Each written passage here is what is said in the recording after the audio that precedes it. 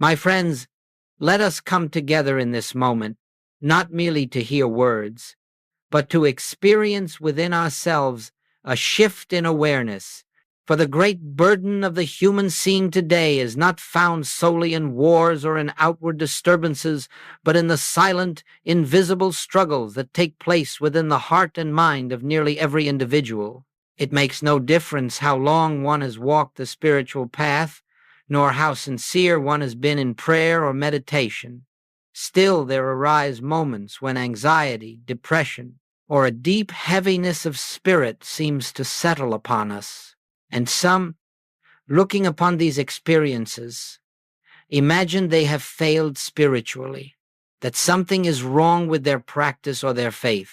But I would like you to understand from the very beginning that these states are not personal failures, nor are they signs of weakness.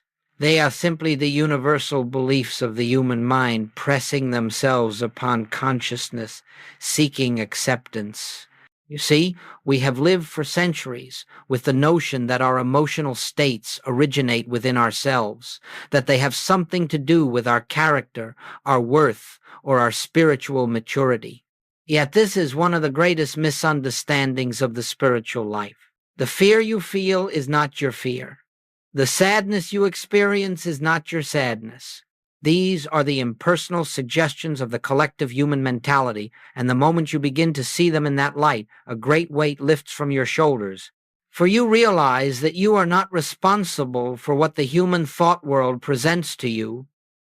You are responsible only for your response, whether you accept these suggestions as true, or whether you turn quietly inward and recognize the presence of God at the center of your being. Now, let us set the purpose of our time together. We are not here to fight emotion, to overcome it, to conquer it, or to destroy it. We are here to rise above the mental atmosphere in which these conditions appear. We are here to discover that peace is not something we manufacture by effort, but something revealed when we become still enough to sense the kingdom of God already present within us. And as we proceed, I ask you not to struggle with the concepts, nor to try to force any experience, but simply to listen with the inner ear. Let whatever truth is meant for you make itself known. For truth revealed is truth that acts, truth that heals, truth that dissolves the clouds of fear, and reveals the light that has never been absent from your being. And so we begin with this assurance.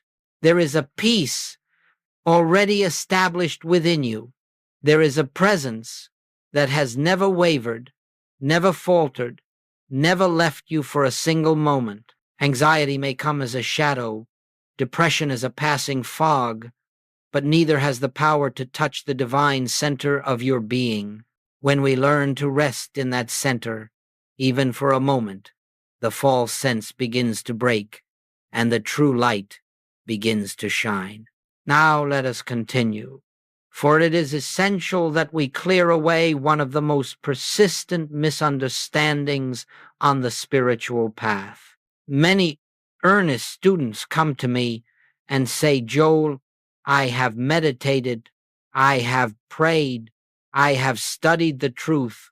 Why then do I still feel fear? Why does anxiety arise? Why does the shadow of depression still cross my path?" And my answer has always been the same: because you are still expecting the human mind to be something it can never be. The human mind, the natural mind, was never endowed with peace.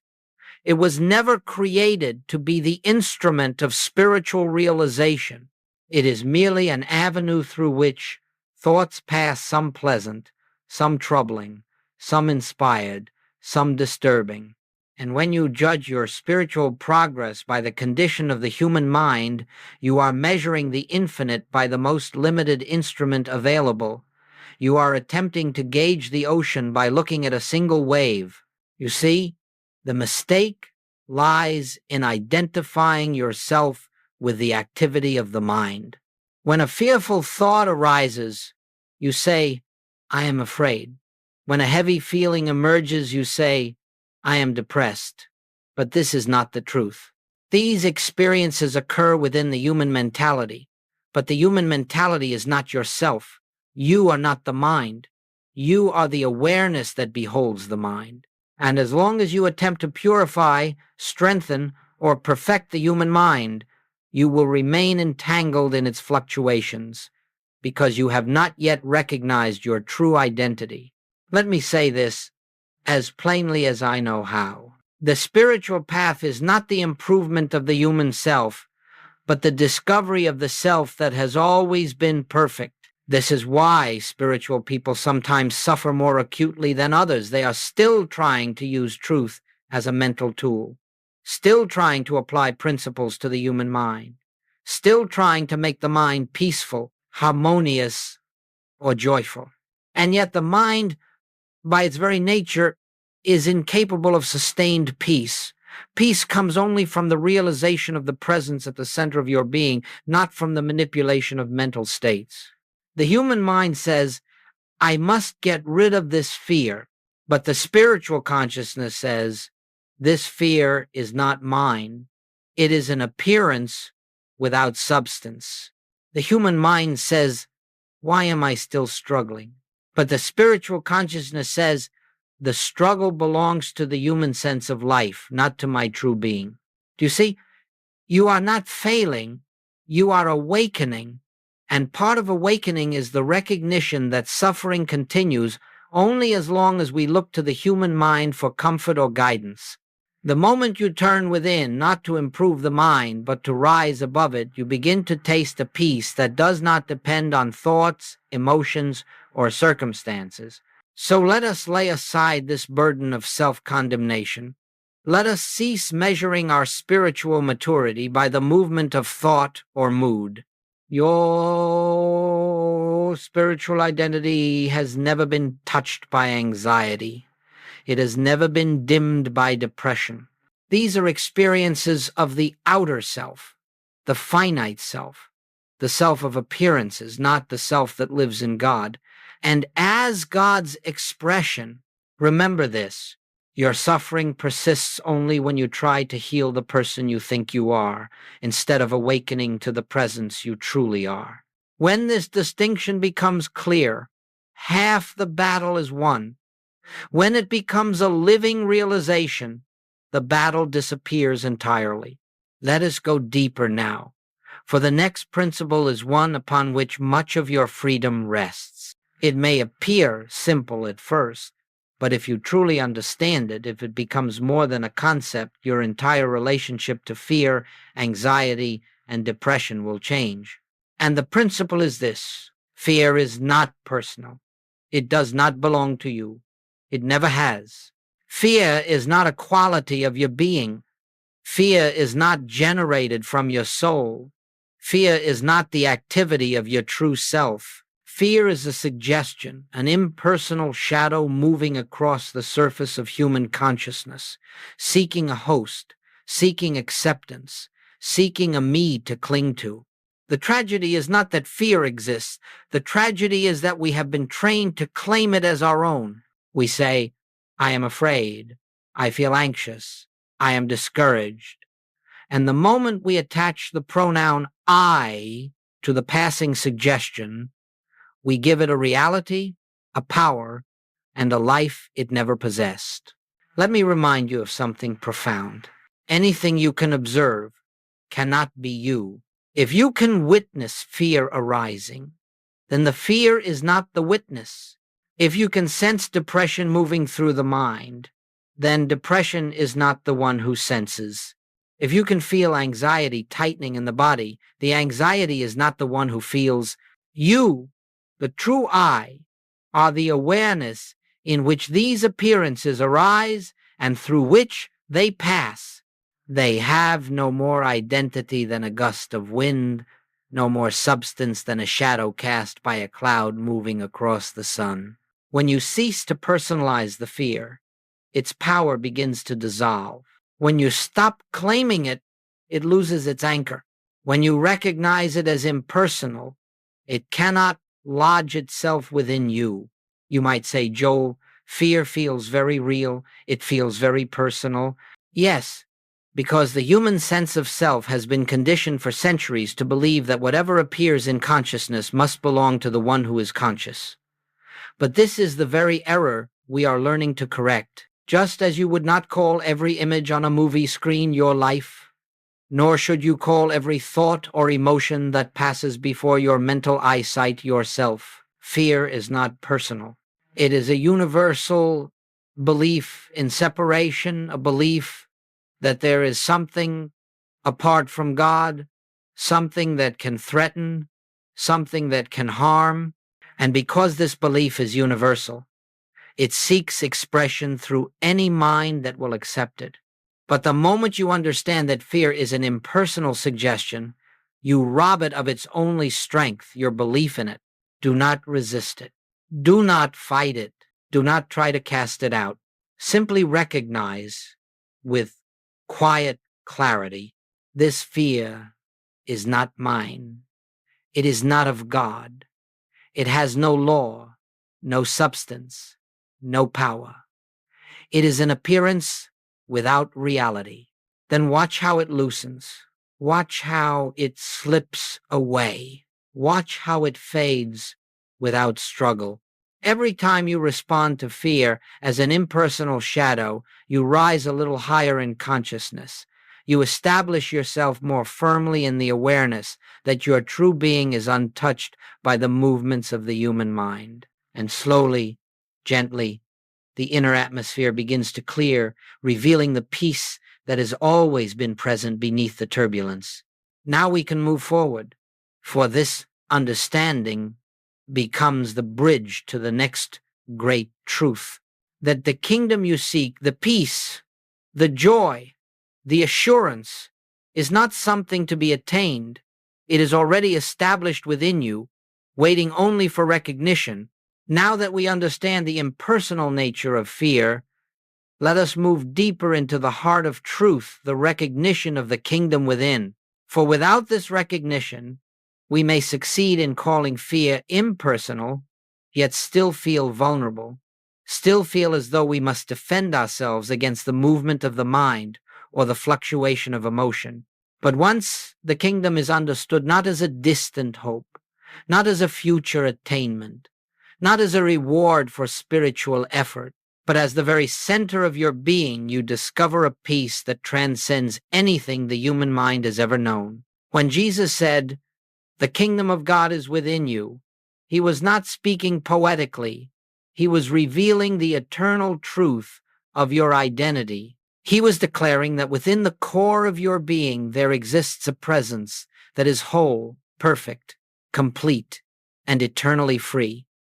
This kingdom is not touched by the passing appearances of the outer world. It does not fluctuate with your thoughts. It does not rise and fall with your emotions. It does not depend upon the condition of the body, nor upon the behavior of others, nor upon the events of your life. The kingdom is the infinite, invisible presence of God expressing itself as your very self. And so long as you continue looking outward for peace, seeking it in relationships, in circumstances, in achievements, in the approval of others, you will experience only moments of temporary harmony, followed by the inevitable return of fear or uncertainty. For everything external is unstable, temporary, and subject to change. But the kingdom within is eternal. And once you make contact, once you truly sense that inner presence, no external condition can take that peace from you. Now, let us understand something very important. The kingdom within is not a mystical feeling, nor a pleasant emotion, nor a moment of heightened inspiration. These may accompany the realization, but they are not the realization itself. The kingdom is a state of divine awareness, a deep inner knowing that beneath the world of appearances, beneath the turmoil of the mind, beneath the fluctuations of emotion, there exists a silence, a stillness, a presence that is your true life. This presence does not come into being when you meditate, nor does it disappear when you forget it. It is always here, always functioning, always expressing, but it can operate consciously in your experience only when you recognize it. And this recognition is not accomplished by effort, nor by strain, nor by trying to reach God. It comes only through stillness, through the quiet turning inward, through the gentle resting in the truth of your oneness with the infinite. You see, peace does not come because you have succeeded in removing fear. Peace comes because you have discovered the presence in which fear dissolves naturally. Peace does not come by solving problems. Peace comes by realizing that within the kingdom of God there are no problems, and that this kingdom is the very ground of your being. Once you sense this even faintly, you begin to know that anxiety is not a power, that depression is not a substance, that fear is not a reality. They are appearances that have been sustained only by your belief in a life separate from God. And when that belief is dissolved by the recognition of the kingdom within, these shadows lose their footing entirely. So let this be our foundation. There is a presence within you that is already free, already whole, already at peace. You do not have to create it. You do not have to earn it. You do not have to purify yourself to deserve it.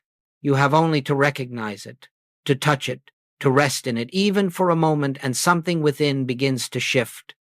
The noise of the human mind softens. The turbulence of the emotions subsides. And you begin to taste the peace that Christ called, not as the world giveth. From this point onward, everything we explore will be based on this recognition that the peace you seek is not ahead of you, but within you. And our next step is to discover how to touch that inner presence, how to enter the stillness where fear disappears like mist in the sunlight. Let us now take the next step in this unfolding journey, for it is not enough to understand that fear is impersonal, nor is it enough to hear that the kingdom of God is within you. These truths must be realized, not as intellectual ideas, but as living experience. And such realization comes only through a certain attitude of consciousness that we call spiritual stillness, a stillness that is not the absence of thought, but the presence of recognition. Many students imagine that stillness requires them to force the mind into silence, to push thoughts away, to empty the mind by willpower. But this only intensifies the activity of the mind, and instead of peace, it brings struggle. The human mind is not quieted by force. It is quieted by the gentle recognition that there is a presence greater than the mind, and this presence is already active within you. Spiritual stillness begins with a simple turning inward, not toward the mind, not toward emotion, not toward sensation, but toward the center of being, that invisible point where God and you are one. This turning inward is not an effort. It is a relaxation. It is the release of the belief that you must do something to attain peace. Let me say this plainly. Peace does not come because you have controlled the mind. Peace comes because you have withdrawn your faith from the mind. When you sit in quiet contemplation, not trying to think, not trying to stop thought, but resting in a gentle awareness of the presence of God, you open yourself to a dimension of consciousness that has nothing to do with the activity of the human mind. Now, how do we enter this state? You begin by acknowledging silently and without strain, God is here. Where I am, God is. I need not reach out. I need only recognize. As you rest in this acknowledgement, something beautiful occurs. The mind slows, not because you have forced it, but because it senses it is no longer needed to provide safety or guidance. Emotion softens, not because you have battled it, but because you are no longer identifying yourself with it. A new atmosphere enters your awareness, an atmosphere of quiet, of assurance, of presence. Sometimes you may feel this presence as a warmth, a spaciousness, or a gentle peace. At other times, you may feel nothing at all. but the presence is there nonetheless, for it is not dependent on sensation. It is not an experience. It is a reality. And the more you rest in this recognition, the more you will find yourself able to abide in it, not only in meditation, but in the midst of daily life. Do not be concerned if thoughts continue. Do not be disturbed if emotion arises. These are not obstacles. They are simply movements of the outer self that gradually lose strength as the inner self emerges into awareness. The purpose of our stillness is not to silence the mind, but to shift the seat of identity from the mind to the spirit. In this stillness, you will discover that fear cannot remain, anxiety cannot survive, depression cannot anchor itself, for these conditions belong to the human sense of separation, and in stillness, separation dissolves. In stillness, you come into the realization that I and the Father are one, and in that oneness there is no fear, for there is no other to fear and no lack to grieve. This is the practice. This is the way, not effort, but recognition, not striving, but resting in the truth of being. As you cultivate this inner turning day by day, you will find that moments of stillness become longer, deeper, more natural. You begin to sense the presence not only in meditation, but in conversation, in work, in silence, in movement. You realize that God is not an experience to be attained, but a reality to be recognized. And when this realization dawns, you know that the peace you have been seeking was never something to gain, but something to uncover, a peace that has always been the essence of your being. Let us now move into a truth that marks a profound turning point in the spiritual life, a truth that separates those who remain imprisoned in emotional struggle from those who rise above the turbulence of the human condition. And the truth is this: you are not here to fight emotion. You are here to witness truth. As long as you continue battling anxiety, resisting depression, or striving to silence fear, you remain engaged on the level of the very mind that produced these conditions. The moment you wrestle with emotion, you grant it power. The moment you resist fear, you affirm its reality. The moment you attempt to overcome depression, you strengthen its position by accepting it as something that must be conquered. But the spiritual life does not ask you to fight shadows. It asks you to turn toward the light. The shift that must take place, the great and liberating shift, is from reacting to emotion to simply witnessing it, from personalizing feeling to recognizing its impersonal nature, from striving to change the outer atmosphere to resting in the truth of your inner being. Let me illustrate this for you. When fear arises, the human mind instantly contracts. It says, I must escape this. I must push it away. I must protect myself. And in that very moment, the fear is accepted as a power, as a presence, as something that has authority. But the spiritual consciousness says, this is not my fear. This is nothing but a suggestion. Let me remain still and let truth reveal itself. You see the difference? One response strengthens the fear, the other dissolves it. Likewise, when sadness or heaviness appears, the human sense says, why is this happening to me? It personalizes the emotion. It wraps identity around the appearance. But the spiritual consciousness gently observes, this too is not mine. This is a passing shadow. Let me rest in the presence that remains untouched. In this shift from fighting to witnessing, a remarkable liberation takes place. The moment you stop struggling with emotional states, they lose the very fuel that sustains them. Like fire deprived of oxygen, they begin to fade. You are not required to fix emotion. You are not required to manage it. You are not required to improve it. Your only task is to stand still in the truth that your being is spiritual invisible, indestructible, and eternally one with God. Now, you may ask, Joel, does this mean I should ignore my feelings or pretend they are not there? Oh no, my friends. We do not deny emotion. We deny its power. We do not suppress it. We refuse to claim it. We do not resist it. We see through it. And we do so by anchoring ourselves in the inner realization that the presence of God is the only reality of our being. As you continue to witness rather than fight, a new clarity arises. You begin to discern that every emotional disturbance is nothing but the mind reacting to an illusion of separation. When you stop reacting and simply rest in the awareness of oneness, the illusion dissolves. This is the great shift, from the noise of the human mind to the silence of the divine presence, from struggling with shadows to beholding truth, from attempting to change appearances to abiding in the reality that never changes. And in that abiding, fear loses its identity, depression loses its anchor, anxiety loses its momentum, for you have withdrawn the only power they ever possessed, your belief in them. This is not a fast process, nor is it a slow one. It is an unveiling. It is the dawning of light.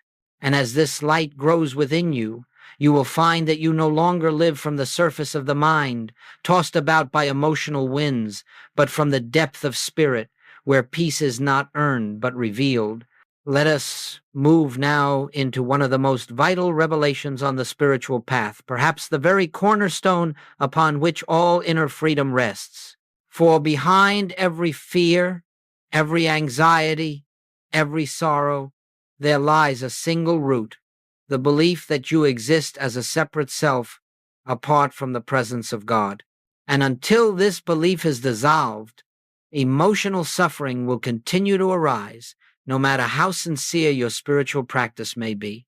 The moment you feel alone, the moment you feel vulnerable, the moment you imagine yourself to be a self surrounded by a world of powers, forces, influences, and circumstances, you have accepted the great illusion of separation. And in that instant, fear becomes possible, depression becomes possible, anxiety becomes possible, for all these states are born from the sense of aloneness, from the belief that you must somehow sustain your life by personal effort, personal wisdom, personal strength. But hear this truth clearly. You have never been a separate self. You have never lived apart from God. You have only believed that you were separate, and this belief has produced the entire burden of human suffering. When the human mind says, I am afraid, it speaks from the illusion of separateness. It believes it must defend itself. When the mind says, I am discouraged, it believes it stands alone with its burdens. When the mind says, I am overwhelmed, it imagines it is responsible for holding up the weight of life. Yet none of this is true. Behind the human sense of self stands the real self, the I of your being, the Christ consciousness that declares, I and the Father are one. This self is not struggling. This self is never anxious. This self does not know depression. This self lives in the eternal light of God's presence and has never for a moment been separate from the infinite. All spiritual healing, all spiritual peace, all spiritual awakening comes from releasing the false identification with the human self and recognizing your identity as the individualized expression of the one divine life. Let us approach this practically. When fear arises, do not say, I am afraid. Instead, turn inward and gently acknowledge. This fear comes to the human sense of self, not to the I that lives in God. When heaviness comes, do not claim it as yours. Simply observe. This sadness seeks acceptance in me, but it has no place in the self that is one with God. When anxiety appears, do not enter into its story. Rest in the quiet inner knowing. This anxiety is a movement of the collective human psyche, not a statement of my being. Now, you may wonder, Joel, if I am not this human self, then what am I? You are the place where God shines through. You are the awareness in which the infinite reveals itself. You are the being that God lives as, breathes as, expresses as.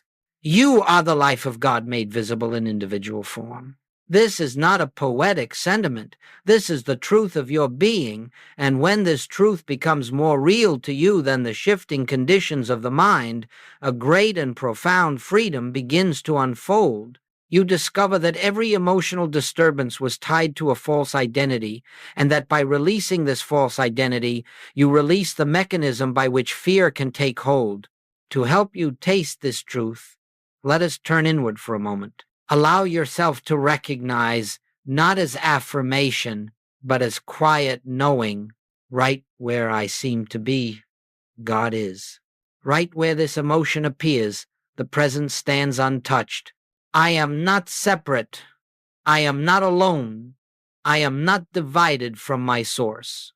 Feel the simplicity of that. Feel the relief in that. Feel the spaciousness that opens when you no longer carry the burden of a self that never truly existed. For in this realization, the whole landscape of your experience changes. Fear loses its anchor because there is no separate self to bind. Depression loses its meaning because there is no isolated soul to envelop. Anxiety dissolves because there is no fractured identity to protect. Here, in the recognition of oneness, you stand in the truth of being, and in that truth, all shadows fade. Now, my friends, having come to this recognition of oneness, let us bring this truth into daily living, for spiritual realization must not remain confined to moments of meditation. It must illuminate the small hours of the day, the moments when fear attempts to intrude, when pressure arises, when the human mind becomes stirred, or when the unexpected confronts us. For the spiritual life is not lived merely in silence. It is lived in consciousness, moment by moment, as we abide in the awareness of the kingdom within. Let us be very clear. We are not attempting to create a perfect human life. We are not seeking to eliminate all challenges, nor to craft a life of unbroken calm. No.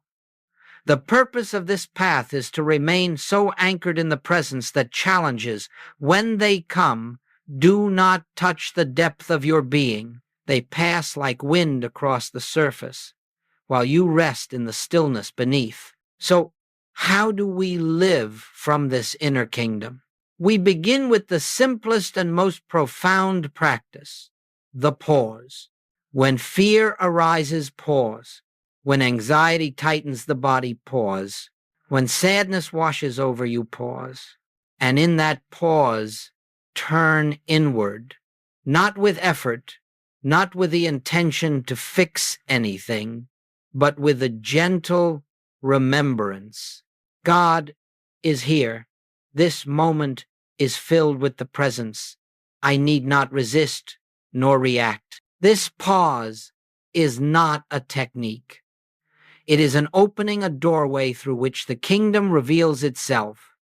For the moment you pause, you no longer respond from the conditioned mind, you respond from the deeper self. Secondly, as you move through your day, refuse to personalize any emotional state that appears. If anxiety arises, do not ask, "What is wrong with me?" Instead, let the inner awareness speak. This is not my anxiety. This is the old belief in separation knocking at the door. I need not answer. When heaviness appears, do not claim it. When worry stirs, do not identify with it. When tension comes, do not call it mine. In this way, the emotional atmosphere loses its grip because you have withdrawn the agreement that gives it life. Thirdly, Allow yourself regular moments, brief, effortless moments of quiet recognition. You may not always have time to sit in meditation, but you always have time to remember. I am not separate. The presence is here. Even a single breath of recognition can shift the tone of an entire hour. Fourth, as you go about your tasks, speaking, working, listening, remind yourself that you are not the one doing these things by personal power. Behind your actions stands the infinite. Behind your words moves the spirit. Behind your thoughts flows a deeper intelligence. As this awareness grows, you discover that burdens lighten, decisions become clearer, and life moves with greater harmony, not because you are controlling it, but because you are no longer attempting to live life as a separate self. Finally, when you face difficulties, and they may come, do not fall into the old habit of panic or self-blame. Simply turn within and rest in the inner assurance. The presence that lives as me is already here. The wisdom needed is already here. The solution already exists within the kingdom. I need only be still enough to recognize it. And as you continue in this way, pausing, recognizing, refusing to personalize, and gently resting in awareness, you will notice that something begins to change. You will find that emotional states that once gripped you fiercely now pass more quickly, more lightly. You will sense a background of peace that was not there before. You will experience a deeper stillness that accompanies you even in activity. This is not the result of practice in the human sense. It is the unfolding of truth within you. You begin to live from the inner kingdom rather than from the fluctuating atmosphere of the mind. And as this becomes your way of being, you discover the great secret, that peace is not gained but uncovered, that joy is not created but revealed, that harmony is not achieved but recognized as the very nature of your being. This is the life that emerges when you no longer identify with the human self, but with the divine presence at the center of your being. And as you live in this awareness, the entire texture of experience is transformed not by effort, but by the quiet radiance of truth lived moment by moment. And now, my friends, as we bring this period of contemplation to a close, let us return to the simple truth with which we began. There is a place within you, an inner sanctuary, where all fear dissolves, all anxiety falls silent, and all depression loses its shadow. It is not a far place. It is not a hidden place. It is not a place that must be reached through effort or discipline. It is the innermost chamber of your own being, the kingdom of God that has been present from the beginning, waiting only for your recognition. Throughout our time together, we have seen that emotional disturbances arise not because we lack faith, nor because our spiritual practice is insufficient, but because we have lived from a false identity, believing ourselves to be separate, vulnerable, incomplete, and yet behind this belief lies the eternal truth. You are the expression of God. You are the life through which the infinite shines. You are the awareness in which all illusions appear and in which all illusions dissolve.